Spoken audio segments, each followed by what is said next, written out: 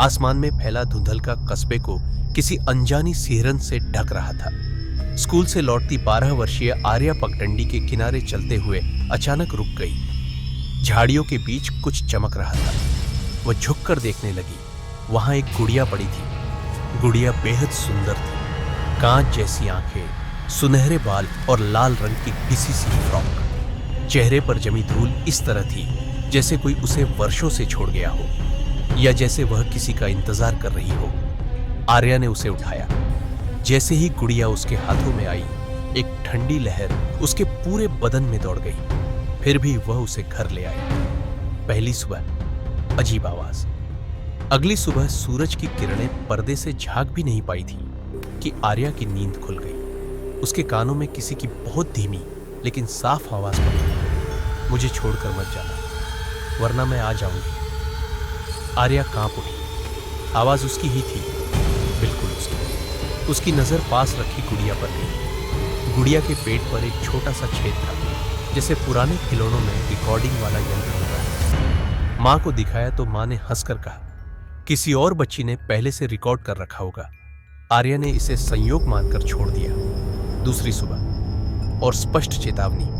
अगली सुबह वही आवाज फिर सुनाई दी, लेकिन इस बार तीखी और भयावह, मुझे छोड़कर मत जाना वरना मैं आ जाऊंगी। आर्या ने घबराकर गुड़िया खोलकर देखी। अंदर कुछ भी नहीं था, न कोई मशीन, न कोई तार, न ही कोई रिकॉर्डिंग यंत्र। गुड़िया भीतर से बिल्कुल खाली थी। उसकी रीढ़ में सिहरन दौड़ गई। तीसरी रात, परछाई का खेल। उस रात आर्या पढ़ाई कर रही थी। कमरे में बिल्कुल सन्नाटा था।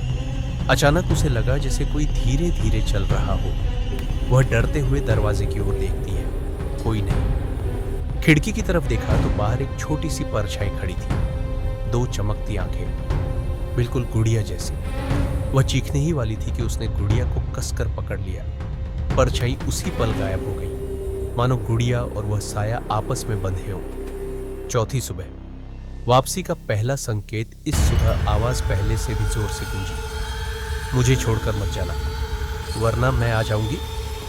आर्या डर कर गुड़िया को रास्ते में पड़े कूड़े के ढेर पर डाल आई, लेकिन शाम को जब घर लौटी तो उसके होश उड़ गए। गुड़िया उसके बिस्तर पर बैठी, बिल्कुल उसी तरह जैसे किसी ने उसे प्यार से वहां रख दिया। मां ने कहा, शायद तुम ही भूल गई होगी। पर आर्या जानती थी ये कोई भूल नहीं थी। गुड़िया खुद वापस आई थी। 5वीं रात, भय का चरम। रात को उसे बार बार ऐसा लगा जैसे कोई उसके कमरे में घूम रहा हो। धीरे धीरे 6ठा दिन, पुराना रहस्य होश में आने के बाद वह अपनी नानी के घर जा पहुंची। उसने पूरी घटना बताई। नानी के चेहरे का रंग उड़ गया।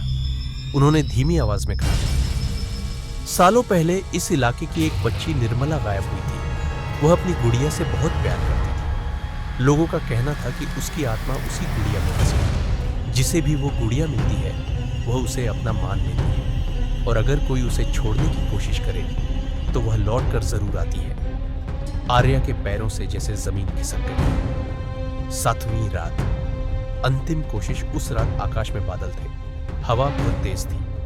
आर्या ने हिम्मत जुटाई। वह चुपके से गुड़िया उठाकर कस्बे के किनारे बने पुराने सूखे कुएं की ओर गई। कृपया अब मुझे परेशान मत करो, उसने कहा, और गुड़िया को कुएं में फेंक दिया। उसे लगा अब सब ठीक हो जाएगा। वह घर भागी और बिस्तर पर गिरते ही सो गई। लेकिन उसका लौटना तय था। अगली शाम जब वह घर लौटी तो कमरा खोलते ही उसका शरीर जम गया। गुड़िया फिर से बिस्तर पर बैठी, लेकिन इस बार उसके चेहरे पर हल्की सी मुस्कान थी। और उसी क्षण स्पीकर अपने आप बज उठा, अब मैं आ चुकी हूं। अंतिम रात, आग की लपटें। आर्या ने डर को किनारे रखते हुए निश्चय किया कि अब इसे हमेशा के लिए खत्म करना होगा। वह गुड़िया को उठाकर रसोई में ले गई, गैस जलाई और गुड़िया को आग के पास ले आई। उसी पल गुड़िया उसके हाथ में जोर जोर से कसमसाने लगी, जैसे कोई अदृश्य शक्ति उसे रोक रही हो। आवाज गूंजने लगी, धीमी, फिर तेज, फिर कान फाड़ देने वाली।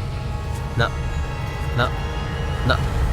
आर्या ने आंखें बंद की और गुड़िया को आग में झोंक दिया। बाल जलने की गंध फैल गई। दीवारों पर एक छोटी बच्ची की परछाई उभर आई, रोती, चिल्लाती, विनती करती।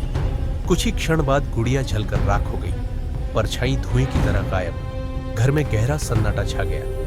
एक सप्ताह बाद, अंत या शुरुआत, सब कुछ सामान्य होने लगा। आर्या फिर उसी पगडंडी से स्कूल जा रही थी। झाड़ियों के पास पहुंची तो कुछ चमकता दिखा। उसकी सांस अटक गई। राख के ढेर के बीच से एक छोटी कांच की गुड़िया चमक रही थी, बिल्कुल नई, बिल्कुल साफ, और उसके पास रखा स्पीकर अपने आप बज उठा। मैंने कहा था, मैं आ जाऊंगी। आर्या ने भय से पीछे देखा। झाड़ियों के बीच एक छोटी परछाई खड़ी थी, धीरे धीरे उसकी ओर बढ़ती हुई।